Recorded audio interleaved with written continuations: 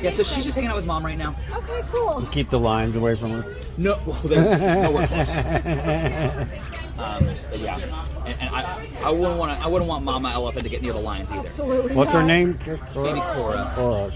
She's a cutie. And now she's the second generation born in the park, right? Yeah, that's correct. That's cool, man. Yeah, isn't it great?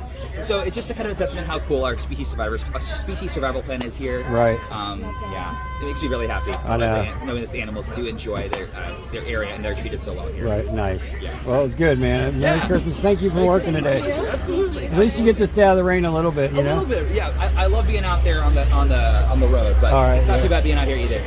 Yeah, so you don't get to go feed them at night? No. They have their own nutritionists out there. They just send you through, run, Noah, run! I wish it'd be kind of fun, actually. Right, you know? To be able to walk out there.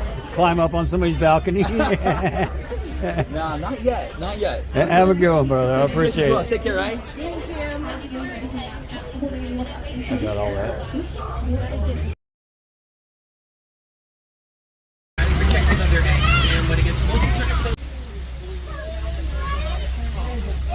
The Nile crocodiles are the largest species of crocodilian in Africa, reaching over 500 pounds and over 16 feet in length. I do also see some eland out here. They're the larger, light tannish, light grayish antelope with gray spiral-shaped horns. I can see some wildebeest out there, the larger, light grayish ones with full black stripes and grayish black horns. And also in the distance with the black and white stripes, I see some Hartman's mountain zebras too. We'll get a much closer look at all these in a little bit, so don't worry if you're not getting any good views yet. I think eland is probably the easiest one to see out there on your right. They are one of the largest species of antelope in the world, reaching around 6 to 8 feet tall at the shoulder, and also have about a 6 to 8 foot vertical standing leap. So without any kind of run-up, that animal can jump as high as they are tall. I do see some activity in the animal den up ahead of us here too. Looks like there's some African painted dogs on your left-hand side. Orange dogs, black markings, white tips on their tails. The painted dogs may look pretty cute and cuddly, but they're actually some of the most successful pack hunters all of Africa. About 4 out of 5 times, the painted dogs are successful in chasing after their prey because they're incredible teamwork and their stamina. But the painted dogs are also a highly social animal. They'll actually greet each pack member individually every morning. And if they notice that one pack member is missing, they won't cross their city until they find that missing pack member. We'll get a great look at these Hartman's mountain zebras up ahead here on your left-hand side too. They're actually one of 3 different species of zebra. They all have different types of stripes. The best way to pick up this kind is because they have a dew flap. It's the flap of skin that's on our neck. It's essentially a pocket full of blood vessels, which helps them regulate their temperature during hot days. And the little one closest to her there is actually a baby zebra. She's a little bit over 6 months old. One of the coolest things about baby zebras too, within 15 minutes of using her stripes, take her out for the rest of the group. Because zebras actually have unique stripes to each individual, kind of like how humans have unique fingerprints. Great look at these Maasai giraffe, couple here on either side of the truck. One to your left, much more ahead of us too. The golden hour all day. The video? A lot of people do ask if zebras are white with black stripes or black with white stripes. That can actually answer the age-old question. The answer really is yes.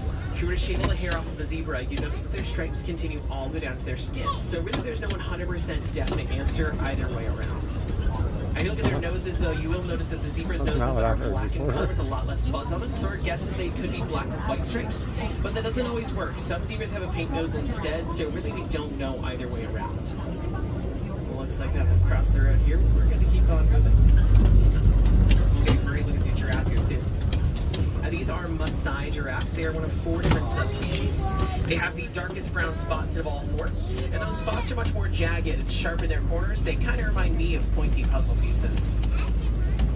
The giraffe do spend most of their day just eating, about 16 to 18 hours worth, and only need to sleep for around 30 minutes every single day, which lets you break up into a bunch of minute-long naps here and there, rather than sleeping 8 full 30 minutes in one go.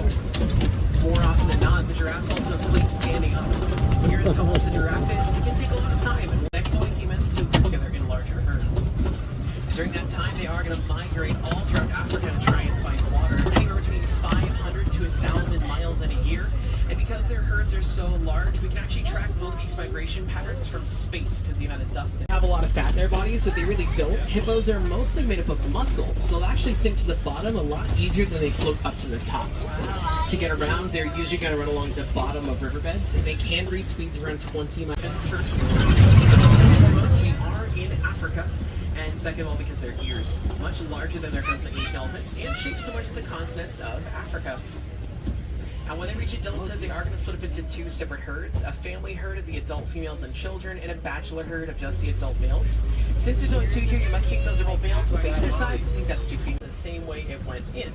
And that includes things like seeds. So when elephants are migrating, they'll be eating about 300 pounds of food every single day. And a lot of those seeds come right back out the exact same way. But this time they have some nice elephant dung as a great fertilizer to help them grow. So elephants go all around Africa replanting all those trees that they end up knocking over or even eating off of. So in about 3 seconds, they can only keep those high speeds up for around 5 seconds when they slow down. They're more sprinters than marathoners. There's another one. A cheetah's claws are mostly non-retractable, which will help them to keep a grip while they run. And they use their tails like a rudder to help turn while they're running. Even have a couple of black teardrop markings, their eyes and muzzles that kind of work the same way athlete's eye black does for humans. Helps. Wildebeests also have their own built-in GPS system. They actually have scent glands on their hooves. They can use those to both deposit and pick their scent right back up and quite literally retrace their own steps. Because if you know where you've been, then you know where you need to go. It does seem like about all we'll find in the savannah right now, though, so I think we'll take a quick detour out towards elephant country. The difference between the two actually comes in their manes. Only male lions grow manes, whereas the lionesses do not. During the daytime, their eyesight is just as good as ours is, so if they were awake right now, they could see us just as well as we can see them. But at nighttime, a lion's eyesight is around 6 times better than humans is. They're capable of running at speeds around 55 miles per hour, highly padded paws and retractable claws. They can stay mostly silent while stalking after their prey. And at their full volume, a lion's roar can be heard for up to 5 miles away from where it originates.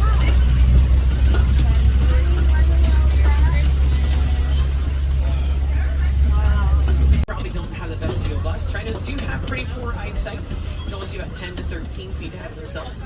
So instead of relying on their vision, they tend to rely on their hearing and their smell to give them a sense of their surroundings. They can even rotate each ear 180 degrees, independent of the other, which means they have a full 360-degree range. And the world's fastest bipedal land animal. Bipedal meaning on 2 legs, they carry speeds around 40 miles per hour. Their eggs are also incredibly durable. The average of being can stand on top of one without cracking will stand around 400 pounds of pressure per square inch. Require a bit less space and will eat almost any vegetation.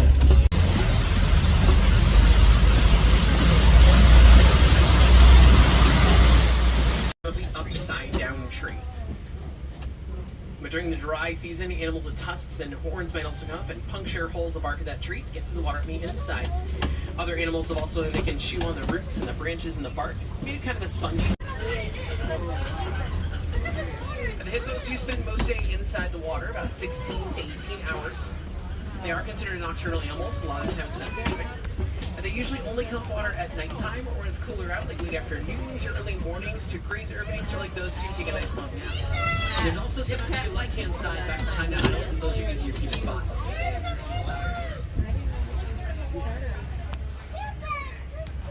The hippos can even hold their breath underwater for up to 8 minutes at a time. Fully grown, so the word small is relative. Black rhinos also have a prehensile, triangular-shaped upper lip. Prehensile means finger-like, or it can grab. So they use their upper lip to grab leaves off of bushes and tree branches to eat. Now, they are unfortunately an endangered species, so some kind of light brown, sandy brown one. Both male and female bongos are the horns that they have, and they're kind of twisted and arched backwards, so they get caught in the trees and they run through the forest. Whereas the greater kudu, only males will grow horns, so that one back there we know was a female.